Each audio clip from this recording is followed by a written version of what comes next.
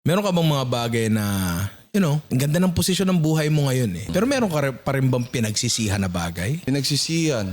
Wala akong masabi directly na bagay na pinagsisihan. From time to time, meron tayong mga little regrets sa buhay na natin na sana itong bagay na to ginawa ko. Pero ang regrets ko siguro yung mga opportunities na pinapalampas ko dahil sa pagiging mahihain ko. Kung meron man, especially sa career ko. The reason why bakit ganito katagal tong inabot yung natin, simply because yung personality ko lang talaga, nahihiya lang talaga ako sa mga ganito eh. Ngayong taon lang ako nagre-risk talaga lahat na i-try.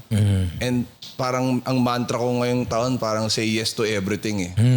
Especially dati nag-invite ako mag-hosting. Oo. Hindi ako papayag sa ganun. Pero ngayon, pumapayag na ako meron ako mga gig na hosting na tinatanggap nakaraan. Hindi ko lang alam kung matutuloy siya. Pero Kaya mo naman eh. Oo, I mean, kumbaga, sa pagtatry ko ng pagtatry na doon ko na di-discover na, madali lang pala, kaya lang pala. Parang yung mga bagay talaga na parang feeling ko lang naman. Feeling ko lang yun eh. Kumbaga may ganun din kasi ako sa utak ko eh. Parang demonyo na nagsasalita dyan na parang wag mo gawin niya, wag mo gawin to. Baka parang, anong tawag mo doon? Yung defense mechanism ko ba? Oo. Yun yung mga regrets ko siguro. Yung mga opportunities na, napakadaming opportunities na pinalampas ko simply because Nahiya nahiya ako.